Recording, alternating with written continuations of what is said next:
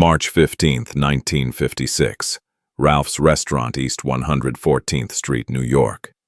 40 armed mob bosses watched as Albert Anastasia ordered Bumpy Johnson to kneel. One man. One steak knife. 0 bodyguards. This wasn't pride or revenge. It was strategy at its coldest. So how did a Harlem boss walk out alive while the room fell silent? To understand how this moment was engineered, the story has to return to where it truly began. The steak knife felt cold in Bumpy Johnson's hand. It was 9:23 on the evening of March 15, 1956, and the private dining room at Ralph's had the atmosphere of a tomb that still breathed. 40 men sat around tables, arranged in a horseshoe, their forks scraping porcelain with the rhythm of a funeral march. The air hung thick with cigar smoke and the scent of Barolo from 1934, a vintage that cost more than most Harlem families earned in a month. The yellow lamplight cast shadows that moved like spirits across faces you recognized from newspaper photographs, though the papers never got the eyes right. They could not capture what lived behind them. Albert Anastasia sat at the head of the horseshoe like a judge at an execution he had already decided. They called him the Lord High Executioner, and the name was not poetry. It was a casualty list. To his right sat Carlo Gambino, a man who once had someone's fingers broken one at a time with a ball-peen hammer just to hear him scream in the correct sequence. To his left, Vito Genovese, who had burned a family alive in their Brooklyn apartment because the father owed him $800 and thought he could hide. Tommy Lucchese was there, the man who had introduced the car bomb to New York and made widows out of 17 women in a single summer. Joe Bonanno sat near the window, a man so calm you would never know he once held a gun to a priest's head during confession and pulled the trigger because the priest had heard too much from the wrong penitent. Each family had sent their butchers their architects of agony. This was not dinner. This was a sentencing where the defendant had not yet been told his crime but would soon wish he had never been born. The waiters who brought the steaks had been told in words that left no room for interpretation. You see nothing tonight, you hear nothing tonight, and if I find out you remember anything tomorrow, they will find pieces of you in 3 different rivers. Anastasia leaned forward, his elbows on the white tablecloth, his fingers interlaced like he was praying, though God had stopped listening to men like him decades ago. When he spoke, his voice had the quality of a rope being pulled tight around the neck. Bumpy, I want you to understand something very clearly. Tonight is not about negotiation. Tonight is about you learning your place in the order of things. You have been walking around Harlem like you own it, like the streets belong to you instead of to me. That ends now. Bumpy said nothing. His face could have been carved from granite. You know what we did to Sal Terranova in Brooklyn? Anastasia continued, his voice never rising above conversational. We took him to a warehouse in Red Hook. We tied him to a chair. Then we brought in his daughter, a sweet girl, 19 years old, studying to be a teacher. We made him watch while 3 of my men took turns with her on the concrete floor. Every time he looked away, we broke one of his fingers with a hammer. By the time we were finished, he had no fingers left, and his daughter had stopped screaming because her mind had gone to a place it would never come back from. The room absorbed those words like a sponge soaking up something toxic. Nobody moved. Nobody breathed. That is what happens when you forget who runs this city, Anastasia said. That is the lesson. Now I am going to give you a choice, Bumpy. You can kneel down right now, kiss my ring, and tell everyone in this room that Harlem belongs to me. Or I can make a phone call, and by morning, everyone you love will learn what pain really means. Your wife, Mamie, she still visits her sister in the Bronx every Thursday. Does she not take the same route, same time, like clockwork? Would be a shame if something happened on one of those visits. Bumpy's jaw tightened, but he still said nothing. Or maybe we start with that community center you are so proud of. Anastasia went on, examining his fingernails like they were more interesting than the conversation. The one on 135th Street where all those children go after school. Gasoline burns hot, bumpy. Burns fast. Those old buildings, they go up like matchsticks. You ever hear what burning skin smells like? It smells like pork, only sweeter. Makes you sick to your stomach, but you never forget it. Vito Genovese laughed from his seat, a sound like gravel being crushed. Albert, you are being too generous. I say we skip the talk and move straight to the lesson. This Negro needs to understand that Harlem is not his kingdom. It is a plantation, and we are the ones who decide who lives and who gets buried in the foundation. Carlo Gambino spoke for the first time, his voice quiet but sharp enough to cut. In Philadelphia we had a man like this, Vincent Scarpetti, though he was too big to pay.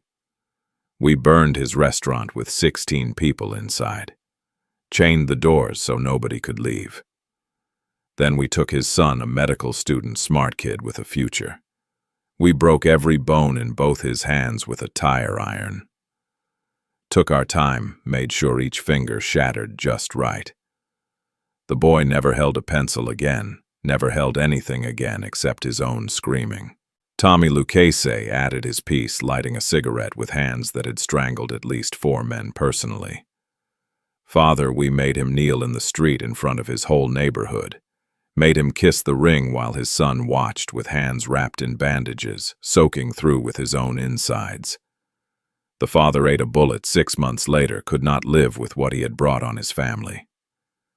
That is what pride costs, Bumpy.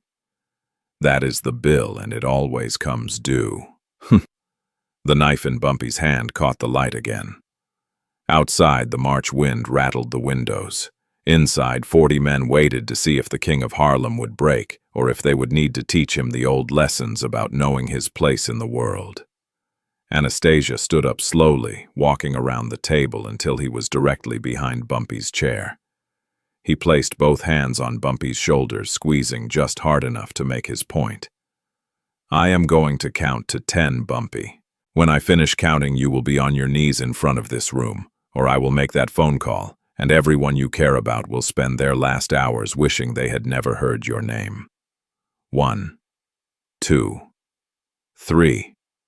For 15 years, Bumpy Johnson had turned Harlem into something the city government could never build. The numbers racket was the engine. Every morning, thousands of residents placed their bets, their pennies and nickels flowing through runners and collectors that Bumpy operated with the precision of a Swiss bank. But the money did not disappear into his pockets. It paid for Miss Robinson to keep teaching at the elementary school on 132nd Street after the city cut her salary and expected her to quit. It paid hospital bills for Robert Hayes, a dock worker whose leg got crushed between shipping containers and whose insurance decided crushed bones were a pre-existing condition. It paid rent for Helen Morrison, whose husband came back from the war with half his face missing and lungs that filled with fluid every time he tried to breathe. That was power that grew from the ground-up power people gave you because you earned it by making their lives survivable. And that kind of power terrified men like Anastasia because you could not threaten it away, could not buy, it could not shoot it in the head and watch it stop. At the commission meetings, the other bosses had started circling Anastasia like sharks smelling something wounded.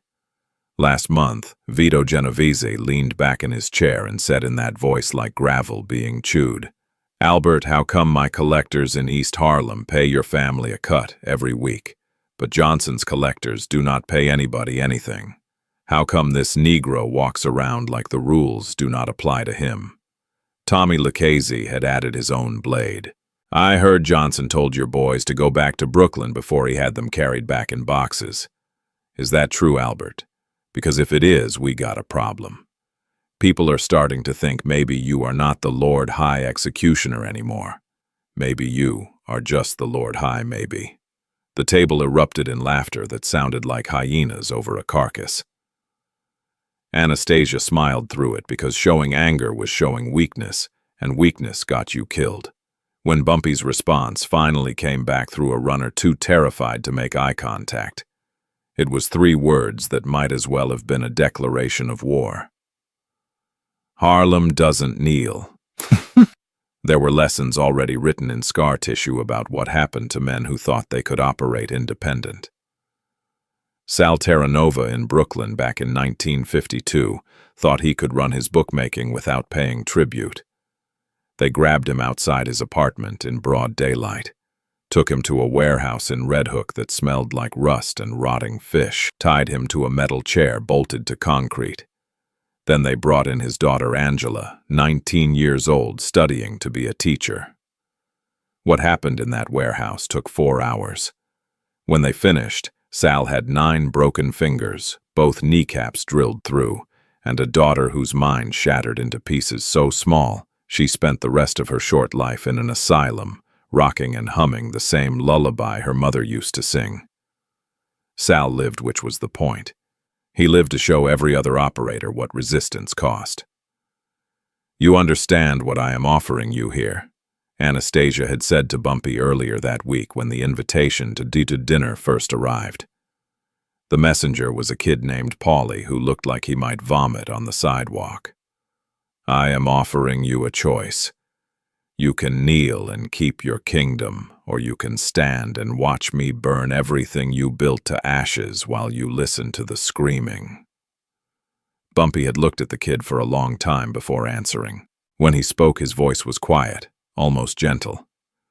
"You tell Anastasia I will come to his dinner. Tell him I will sit at his table. But you tell him something else. Tell him I stopped being afraid of dying when I was 15 years old, right around the same time I learned to shave. You kneel to men you respect. I do not respect men who think power comes from making children cry." The kid had gone pale. "He is going to kill you, Mr. Johnson. He is going to kill you slow." "Maybe," Bumpy said. "But some things are worse than dying. Kneeling to a man who thinks my skin makes me property, that is one of them." The warning came on a Tuesday afternoon, while Bumpy was sitting in Marcus Garvey Park, watching 2 old men play chess on a concrete table that had seen better decades. The wind off the East River carried the smell of rotting garbage and industrial exhaust, the kind of cold that got into your bones and stayed there. Carmine Galante walked up like he was just another neighborhood regular, but the way his eyes kept scanning the perimeter told you he was a soldier who expected bullets from any direction. Carmine sat down on the bench without asking permission, close enough that his breath fogged in the air between them. On the chess table, one of the old men was studying a position where his queen was trapped between a rook and a knight, no escape routes left on the board. Carmine watched the game for a moment before he spoke, his voice low enough that you had to lean in to hear it over the wind. 40 men, Bumpy. Maybe more. Anastasia sent word through channels that this is not a negotiation. This is not one of those sit-downs where everybody talks and shakes hands and pretends they are civilized. This is a tribunal, and you are the one on trial. Bumpy moved a pawn on his mental chessboard, calculating angles that had nothing to do with the game in front of him. When? Thursday night. Ralph's restaurant private room. He wants you there at 9 sharp. Says if you are late, he will consider it disrespect and act accordingly. Carmine paused, pulling his coat tighter against the wind. You know what acting accordingly means when Anastasia says it. It means gasoline and matches. It means people screaming in the middle of the night. The old man at the chess table moved his queen into an even worse position, a mistake born of desperation. His opponent smiled and reached for his knight, the killing move already visible 3 steps ahead. Bumpy understood that feeling, being trapped on a board where every square led to the same ending. If I do not go, he will say I am afraid. Bumpy said, not asking, just stating the mathematics of the situation. He will tell every boss from here to Chicago that Harlem's king ran away like a dog with his tail between his legs. Within a week, every small-timer in the city will think they can move into my territory because the man who ran it was too scared to face the music. Carmine nodded, pulling out a cigarette, but not lighting it, just rolling it between his fingers like a talisman against what was coming. And if you go, he is going to try to make you kneel. He is going to put you in that room with 40 witnesses and tell you to kiss his ring. And if you do not, he is going to make an example that will be talked about for the next 20 years. I have seen what he does to examples, Bumpy. I was there in Red Hook when they brought in Terra Nova's daughter. I heard things that night I still hear when I try to sleep. The wind picked up, scattering dead leaves across the concrete. The chess game ended with the old man tipping his king over in resignation, the universal symbol of surrender. Bumpy watched the piece fall and thought about all the ways a man could lose before the game was even finished. Sometimes refusing to fight is more dangerous than fighting, Bumpy said, standing up from the bench. Sometimes the only choice that keeps you alive is the one that might get you killed. Carmine looked up at him, the cigarette still unlit between his fingers. You got a plan, or are you just going to walk in there and hope God is paying attention? God stopped paying attention to men like us a long time ago, Bumpy said, but I am not walking in there empty-handed. That night, Bumpy sat at his kitchen table with a yellow legal pad and a pen that had belonged to his father. The apartment was quiet except for the radiator clanking and the sound of his wife Mamie moving around in the bedroom, packing things she thought he did not notice her packing. Smart woman. She knew how to read the weather before the storm arrived. The first thing he wrote was simple: last will and testament. He had a lawyer, a Jewish man named Steinberg, who operated out of an office on 125th Street and knew how to make documents that would hold up in court even when the person who signed them was no longer around to verify the signature. In the morning, Bumpy would visit that office and make sure everything was clear and legal and bound in language that could not be argued with. The apartment went to Mamie free and clear, along with the savings account that held enough money to keep her comfortable for the rest of her life if she was careful. The building on Lenox Avenue that housed 3 businesses and 12 families that went into a trust for the Harlem Community Center, the place where children went after school to learn things the city schools did not bother teaching them. The numbers operation, the real machinery of his power that got divided among his 5 most trusted lieutenants, with clear instructions about how the money was to be distributed and who got to make decisions when disputes arose. He wrote it all down in neat block letters, no flourishes, no poetry. Just the bare facts of how his empire would continue after he was gone. When he finished, he folded the papers and put them in an envelope that he would hand to Steinberg in the morning with instructions that were as clear as a gunshot. The second step happened just after midnight. Bumpy made 5 phone calls from the payphone on the corner of Lenox and 135th using nickels that felt cold in his hand. Each call was short, direct, no wasted words. He spoke to Willie Turner, who ran the collections on the east side. He spoke to Junie Bird, who handled the police payoffs and knew which cops could be trusted and which ones needed to be reminded about the difference between business and betrayal. He spoke to Nat Pettigrew, who managed the legitimate fronts, the dry cleaners and barbershops that laundered money cleaner than any washing machine. To each of them he said the same thing with minor variations.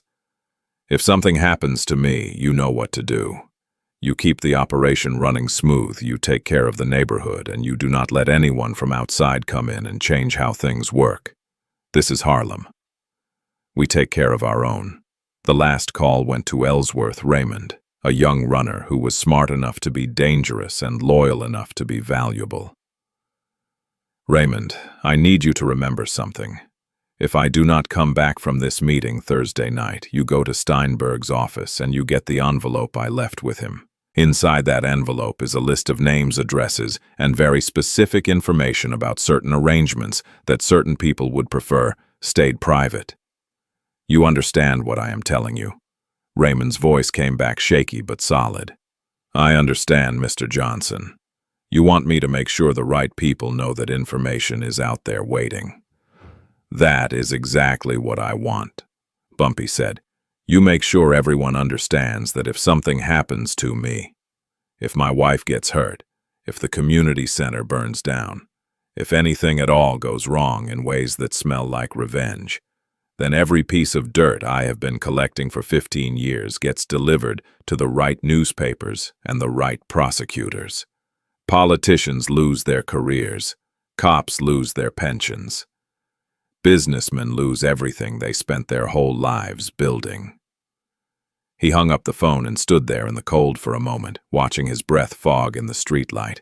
This was the weapon he was bringing to a room full of men with guns.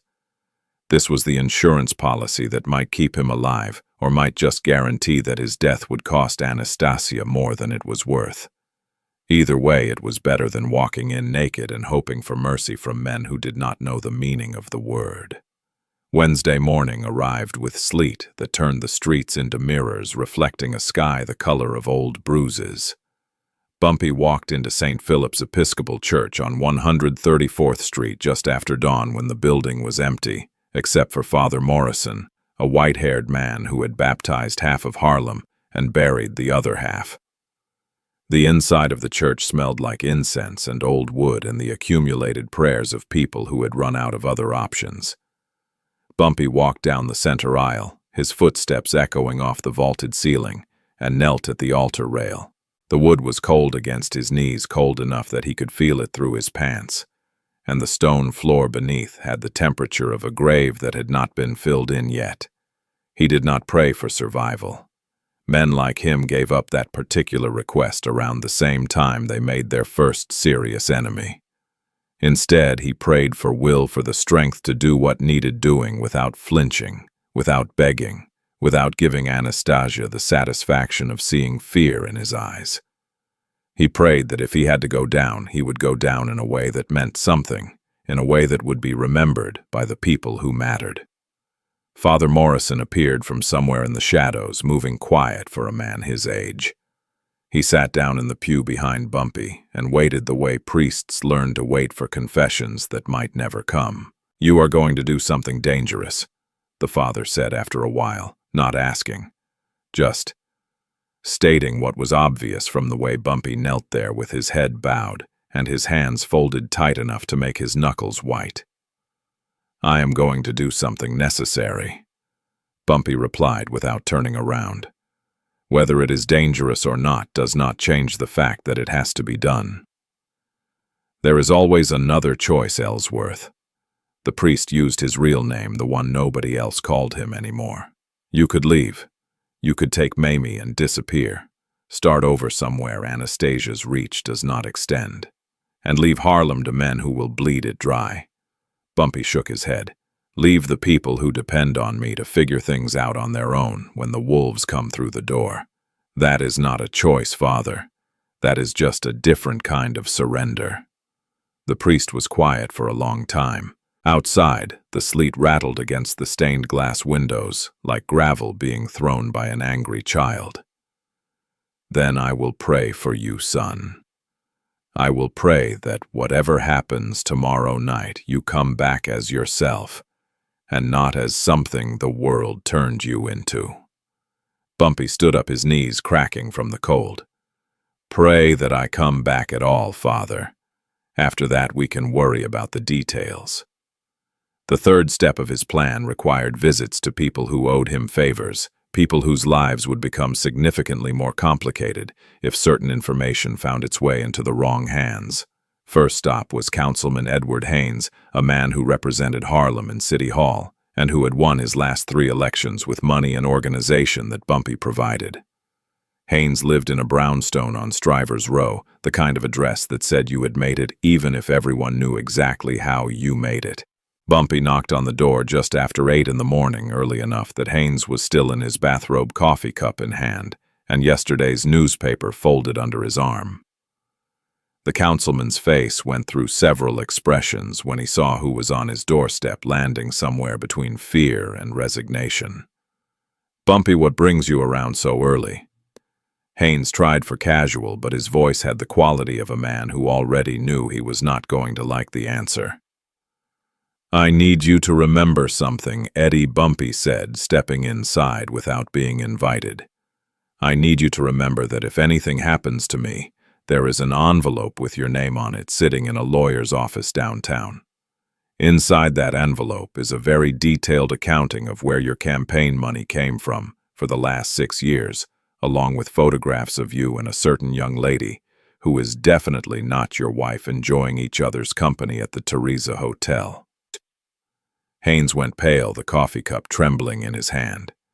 Jesus Christ, Bumpy, what are you planning? I am planning to survive Thursday night, Bumpy said. But if I do not, if something unfortunate happens to me or to anyone I care about, then that envelope gets opened, and you spend the rest of your life explaining things to prosecutors who do not care about your explanations. You understand what I am telling you? I understand, Haynes whispered. Good. Then make sure the right people understand it too. Make sure Anastasia knows that killing me comes with a price tag attached, and that price includes you and a dozen other people like you going down in flames. The same conversation with minor variations happened 3 more times that day. Captain Sullivan from the 28th Precinct, who had taken Bumpy's money for 10 years and looked the other way while the numbers ran smooth. Marcus Webb, a reporter for the Amsterdam News, who owed Bumpy for a tip that won him a journalism award and kept his editor from firing him. Patricia Donovan, a judge's wife who had a gambling problem that Bumpy knew about and her husband did not. To each of them he delivered the same message. If I die, you burn with me. If my wife gets hurt, you lose everything. If Harlem suffers because of my death, then I am taking all of you down into the grave with me, and we can explain ourselves to whatever God is still listening. By the time Wednesday evening arrived, Bumpy had built a weapon that did not require bullets or blades. He had built a structure of mutually assured destruction, a network of people whose careers and lives depended on his continued survival. It was not perfect. It would not stop a bullet or prevent Anastasia from putting a knife in his ribs if the man was determined enough, but it raised the cost of killing him high enough that maybe Anastasia would decide that humiliation was not worth the price. Wednesday night, he went home to Mamie. She was sitting at the kitchen table when he walked in, a cup of tea going cold in front of her, and her eyes red from crying. She had done when she thought he was not around to see it. She looked up at him and did not ask where he had been or what he had been doing, because she already knew the shape of it, even if she did not know the details.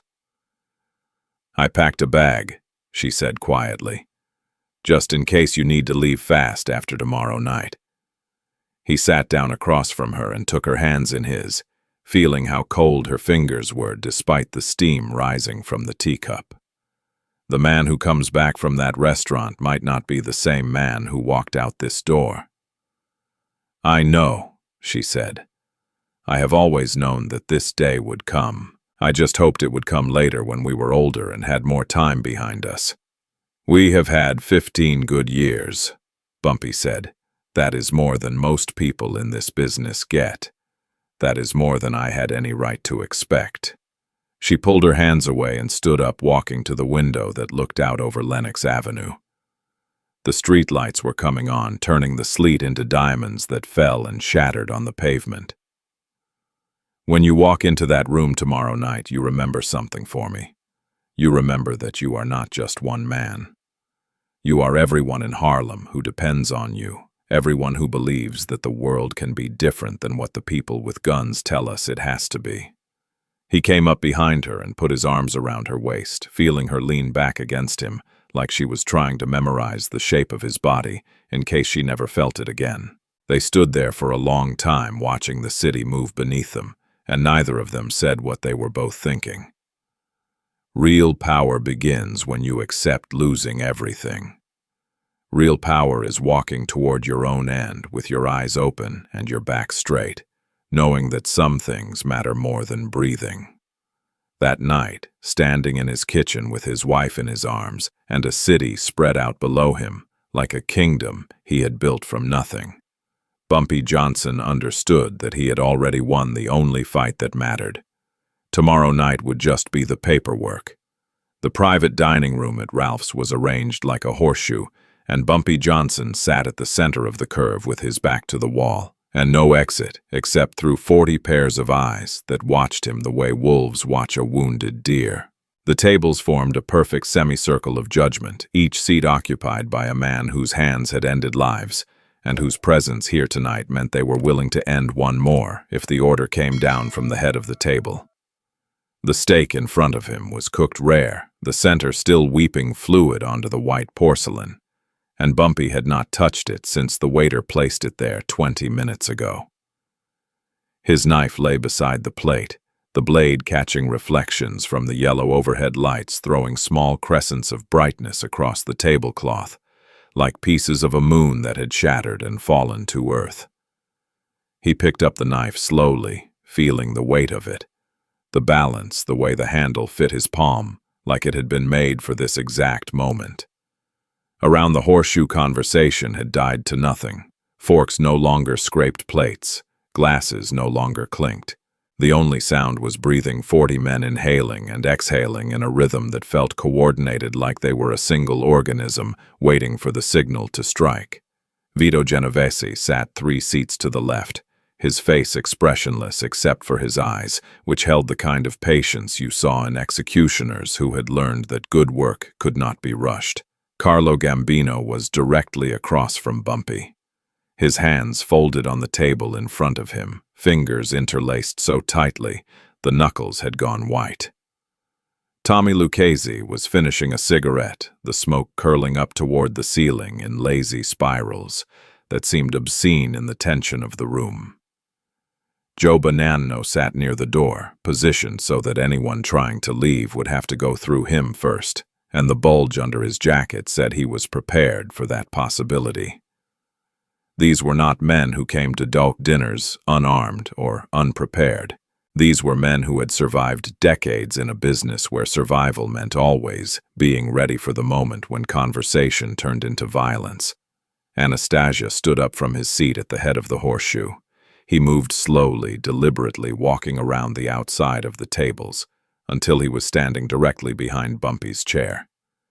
His hands came down on Bumpy's shoulders, not gentle, not rough, just there, a weight that said, "You are exactly where I want you, and there is nowhere else you can go. It is time you show respect," Anastasia said, his voice barely above a whisper, but somehow filling the entire room. "It is time you understand how things work in this city. How they have always worked, how they will continue to work long after tonight is over." Bumpy did not turn around. He kept his eyes forward on the knife beside his plate on the steak that had gone cold while empires decided his fate. The pressure on his shoulders increased slightly, Anastasia's fingers digging in just enough to make the point that this was not a request. "You are going to stand up now," Anastasia continued, his breath warm against the back of Bumpy's neck. "You are going to turn around and face me. Then you are going to kneel down on this floor in front of every man in this room, and you are going to kiss my ring, and you are going to say the words that need to be said. You are going to say that Harlem belongs to me, that you work for me, that every dollar that comes out of that neighborhood comes out because I allow it." The silence that followed was absolute. It was the kind of silence that exists in the second before a car crash, in the moment between the trigger pull and the bullet leaving the barrel. Every man in that room knew what came next. They had seen this play before, had watched other men in other cities make the calculation between pride and survival, and choose the option that let them keep breathing. Bumpy's hand moved to the steak knife. His fingers wrapped around the handle, lifted it from the table. The blade caught the light again, throwing reflections across the faces of men who had killed for less than what was happening right now. He stood up slowly, the chair scraping against the hardwood floor, with a sound like fingernails on a coffin lid. Anastasia stepped back half a pace, giving him room to turn around. Room to kneel, room to perform the ritual of submission that would cement the hierarchy and restore the order that Bumpy's defiance had disrupted. Bumpy turned. He faced Anastasia. The knife was still in his right hand, held low and loose, not threatening but not entirely neutral either. The two men looked at each other across a distance of maybe 3 feet across a gulf that separated different kinds of power, different philosophies about what it meant to rule and what it cost to refuse. "I have something to tell you, Albert." Bumpy said, his voice quiet and steady, and completely empty of fear. "I have something to tell you about respect, and about kneeling, and about how this is going to end." Anastasia's eyes narrowed. Around the room, hands moved toward jackets, toward weapons that would turn this dinner into a slaughterhouse if the word was given. "You think I am afraid of dying," Bumpy continued. "You think you can threaten my wife, threaten the community center, threaten everyone I care about, and I will fold like a bad poker hand. But here is what you do not understand. Here is the part you got wrong when you planned this whole performance." He lifted the knife slowly, not pointing it at Anastasia, just holding it between them like evidence in a trial. "I have 15 envelopes sitting in 15 different offices all over this city. Each one contains names, dates, photographs, ledgers. Each one contains enough information to put half the politicians in New York in prison and the other half in early graves. Judges, cops, councilmen, people whose whole lives depend on certain arrangements staying private." The room absorbed this information like a sponge soaking up gasoline. Anastasia's face did not change, but something flickered behind his eyes, a recalculation happening in real time. "If I die tonight, those envelopes get opened tomorrow morning," Bumpy said. "If my wife gets hurt, if the community center burns down, if anything at all happens that smells like revenge, then every piece of dirt I have been collecting for 15 years hits the newspapers and the prosecutors at the same time. Your operation loses its political protection. Your police connections disappear. The whole machine you built grinds to a halt while everyone scrambles to save themselves." He took a step forward, closing the distance between them to nothing. "So here is what is going to happen, Albert. I am going to walk out of this room tonight with my spine straight and my head up. Harlem is going to keep running the way it has been running, and you are going to tell every boss in this city that some neighborhoods are not worth the cost of trying to control them." The knife in his hand turned slightly, the blade now pointing directly at Anastasia's chest, close enough that one quick thrust would end the conversation permanently. 10 seconds passed, then 20. The room held its breath, waiting for the explosion, the gunfire, the moment when talk turned into action, and the floor turned red with the consequences. Anastasia looked at the knife. He looked at Bumpy's eyes. He looked at the 40 men around the horseshoe who were waiting for his decision about whether this ended with negotiation or with a body count that would make the newspapers for weeks. Then Albert Anastasia, the Lord High Executioner, the man who had never backed down from a fight in his entire life, took one step backward. "You have got spine, I will give you that," he said, his voice tight with rage that had nowhere to go. "You have got more spine than sense, but spine nonetheless." Bumpy lowered the knife. "Spine is all any man really has. Everything else is just borrowed time and other people's opinions." He walked past Anastasia, past the tables full of killers and enforcers, past Vito Genovese and Carlo Gambino and Tommy Lucchese, past men whose names would be written in the history of organized crime with ink made from other people's suffering. He walked to the door, opened it, and stepped out into the March night, where the sleet had turned to rain, and the streets of New York stretched out before him, like a kingdom he had just defended, with nothing but words, and the willingness to die for them. In that room, in that moment, fear had changed ownership. The man who was supposed to kneel had remained standing, and the man who demanded submission had been the one to step back. That was the story that would spread through the 5 boroughs by morning, the story that would reshape the landscape of power in ways that bullets and bombs never could. By sunrise Friday morning, the story of what happened at Ralph's had traveled from Manhattan to Brooklyn to Queens, jumping across the East River like electricity through a wire. By noon it had reached Chicago. By evening, bosses in Philadelphia and Detroit and Boston were hearing variations of the same tale, and with each retelling the details changed, but the essential truth remained constant. Bumpy Johnson had walked into a room full of men who wanted him dead or broken, and he had walked out with his power intact and his enemies uncertain. The word came down through channels that moved information faster than Western Union. Harlem was untouchable. No collections, no tribute, no interference in how Bumpy ran his operation. The neighborhood that had been a thorn in Anastasia's side for 15 years was now officially beyond his reach, not because he lacked the firepower to take it, but because the cost of taking it had become too high. The envelopes Bumpy had mentioned were real, and the network of people whose lives depended on those envelopes staying sealed was extensive enough that going to war with Harlem meant going to war with half the political structure of New York City. Men who had been planning to move into Bumpy's territory quietly shelved those plans. The math no longer worked. The risk no longer made sense. You could kill Bumpy Johnson, sure, but killing him would trigger a cascade of consequences that would bring down people you needed alive.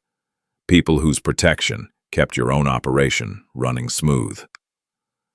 So Harlem stayed Harlem, and Bumpy stayed king, and the only thing that changed was that now everyone knew exactly what that kingdom was built on. Carmine Galante, the man who had delivered the warning in Marcus Garvey Park, lasted another 6 years before his own ambitions got him killed. They found him in the backyard of a restaurant in Brooklyn in 1979, 3 bullets in his head, and a cigar still clenched between his teeth. A message from the commission that some lines could not be crossed no matter how much power you thought you had accumulated. Albert Anastasia made it 18 months past that night at Ralph's. On October 25, 1957, he walked into the barbershop at the Park Sheraton Hotel for his regular morning shave. 2 men in scarves and hats came through the door behind him. They shot him 5 times while he sat in the chair with hot towels on his face, unable to see the end coming until it was already there. The killers were never identified, but everyone in the business knew who had ordered it. Carlo Gambino, the quiet man who had sat across from Bumpy that night and watched the power shift in real time, had decided that Anastasia's usefulness had expired. Gambino took over the family and ran it for the next 19 years with an efficiency that made Anastasia look like an amateur. When Bumpy Johnson died in 1968, Gambino sent a wreath of white roses to the funeral that cost more than most people's cars, with a card that said simply, "To a man who understood respect." The wreath sat at the front of the church during the service, visible to everyone who came to pay their respects to the King of Harlem. Frank Costello, the Prime Minister of the underworld, kept his word about leaving Harlem alone. He never sent collectors into Bumpy's territory, never tried to muscle in on the numbers operation, never made any move that could be interpreted as disrespect. When asked about it years later by a journalist who was brave or stupid enough to bring it up, Costello had smiled and said, "Some men you do business with, some men you leave alone. The trick is knowing which is which." The lesson that came out of that night at Ralph's was simple enough that even the dumbest enforcer could understand it, though understanding it and living by it were 2 different things. Power does not come from making other men kneel. Power does not come from threats or violence, or the ability to hurt people who cannot hurt you back. Real power, the kind that lasts longer than your own lifetime, comes from being willing to sacrifice everything for something that matters more than your own survival. Bumpy Johnson had walked into that room knowing he might not walk out, knowing that his wife might become a widow, and his neighborhood might burn and everything he had built might come crashing down. But he also knew that kneeling would destroy something that could not be rebuilt, would send a message to every person in Harlem that power always won, and resistance always failed, and the color of your skin determined how high you could rise before the world pushed you back down. So he stood. He faced men who had killed dozens, hundreds, who had built empires on the bones of people who made the mistake of getting in their way. He looked them in the eye and told them that some things were more important than breathing, and he meant it with enough conviction that they believed him. Harlem did not bow, not that night, not ever again. And from that moment forward, no one with any sense tried to make it. The neighborhood remained independent, a sovereign territory in the middle of a city controlled by families whose reach extended across the country. It stayed that way until urban renewal and drugs and time itself did what the mob could never do, which was break apart the community that had given Bumpy his power in the first place. But that is a different story, a slower kind of ending that does not fit into rooms with 40 witnesses and knives that catch the light. The story that matters. The story that got told in back rooms and barbershops and anywhere men gathered to talk about power and what it cost to keep it was about the night when fear changed ownership, and the king of Harlem proved that sometimes the man with nothing left to lose is the most dangerous man in the room. This story is shared for historical insight and personal reflection, not to promote violence or illegal behavior. Thank you for watching until the end. These stories take weeks of research and writing to create. If this resonated with you, if you see the lesson Bumpy Johnson was teaching about accountability and education over violence, hit that subscribe button. Help us reach 1 million subscribers so we can keep telling stories that matter. Stories about power used wisely. Stories about consequences faced honestly. Stories about men who chose to change systems instead of just destroying enemies. The next video drops soon. Until then, remember, real power is not what you can destroy. It is what you choose to build.